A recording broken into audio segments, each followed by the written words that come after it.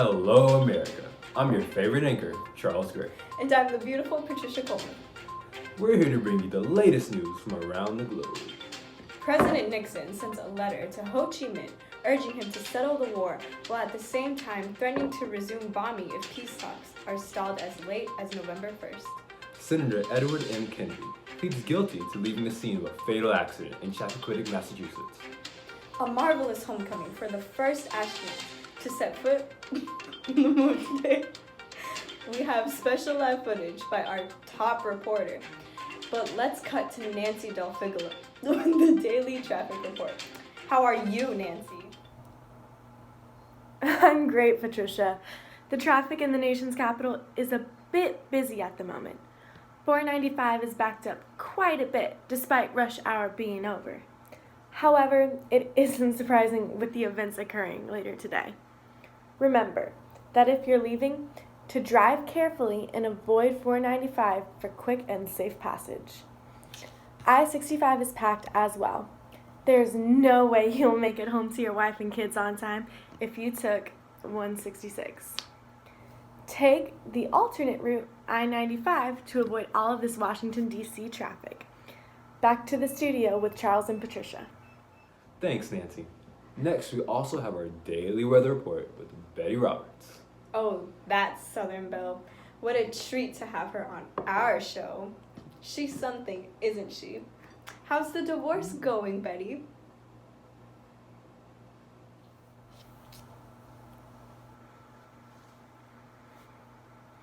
Are we coming in? Thanks, Charles. And Patricia, I love how you just wear anything. So confident. The weather today has been fantastic. The current temperature in Washington, D.C. is 75 degrees, with winds light and variable. The chance of precipitation is low, and it is a beautiful day to enjoy with the family outdoors. Over in the southern part of the country, it is a scorching 95 degrees with no sign of rain. California is facing its annual wildfires, while Oregon and Washington have heavy rains as usual at a comfortable 80 degrees. The Midwest is facing a 26-day drought. It's all boring in your neck of the woods. Hawaii gets a special shout out. It's a beautiful day to hit the beautiful beaches to cool down at a scorching 96 degrees. Beautiful America has wondrous summer days. Back to Charles in the studio.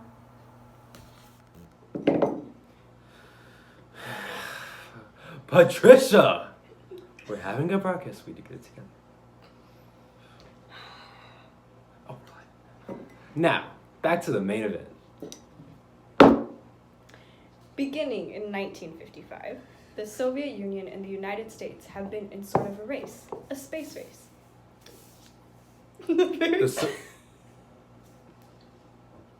So, the first big event of space race was the launching of the very first satellites. The Soviets first launched their satellites Sputnik 1 on October 5th, 1957. After their first victory, the United States retaliated by launching a satellite of their own 4 months later. Whether NASA could have launched a satellite first if allowed to use military-grade level rockets, the world may never know. The next milestone raced for was the quest to put the first man in orbit, won yet again by the Soviets when they put Yuri Gagarin into space. Weeks later, Alan Shepard became the first American man in space. John Glenn followed after him and became the first American to orbit the Earth 3 times. After feeling embarrassed about falling behind in the race through space, former President John F. Kennedy issued an address in front of Congress. His goal to be the first country to land men on the moon. When? By the end of the decade. And now, ladies and gentlemen, parents, get your kids. Teachers, get your pupils. And feast your eyes on the event of the century. The first complete mission from Earth to the moon and then back to Earth. Take it away. Thank you, Charles. As you can see, the team and I are about 900 miles southwest of Hawaii. It is currently 12:50 p.m. Eastern Standard Time. And we are waiting to see the splashdown of Apollo 11. For those of you who don't know, the Apollo 11 mission has been in the making for nearly a decade. It has been worked on by the best minds at NASA in order to be the first nation in history to land and walk on the moon.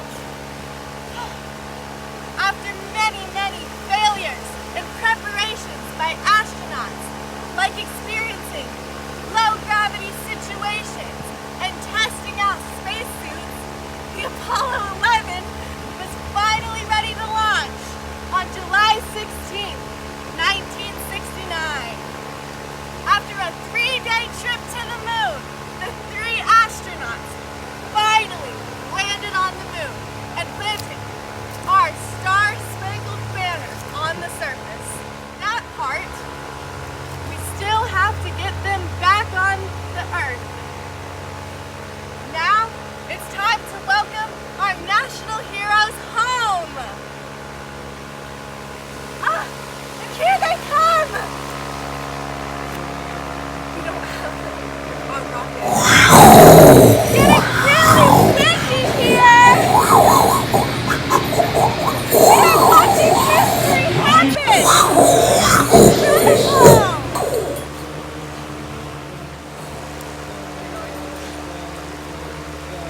Wow, they're almost here!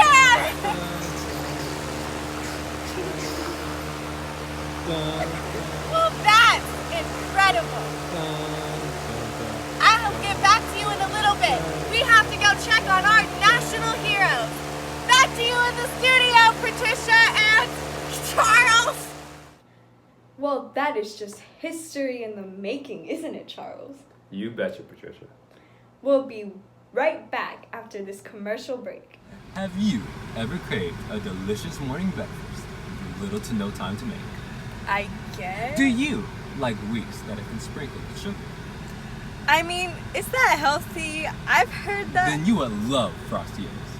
Frosty Oats can be best described as goodness in a sugar-charged oat cereal that is sure to rock every American home across the country. Here we have the average American child enjoying a bowl of Frosty Oats. Who are you and what are you doing here? Go. Frosty Oats.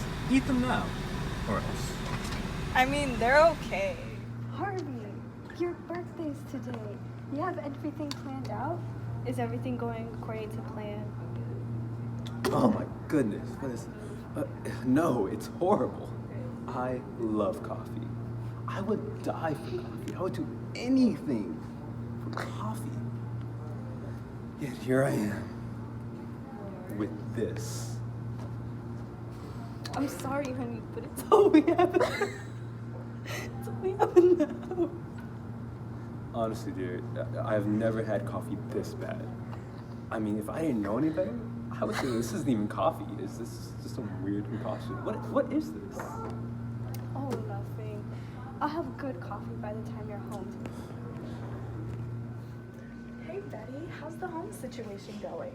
It's good, other than the coffee. You should try Folgers Instant Coffee. It's the perfect start to any day and takes less than a minute to make. It tastes just like fresh coffee. I'll try it.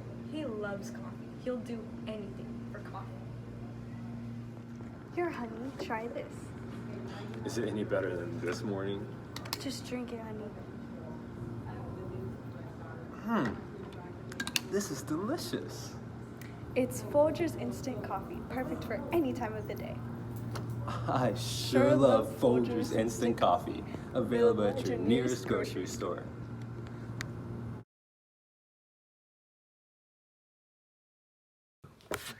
You did the wrong way. I mean, Does it really matter?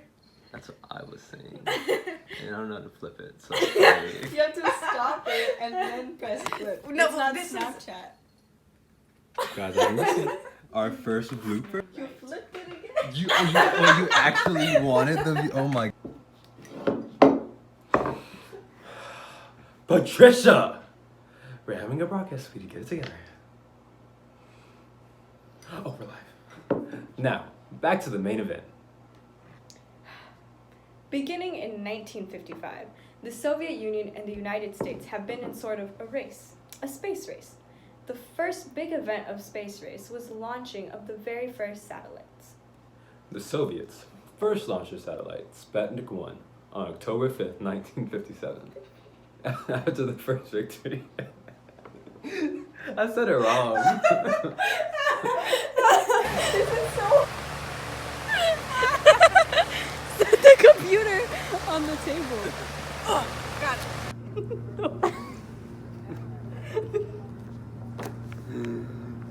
it.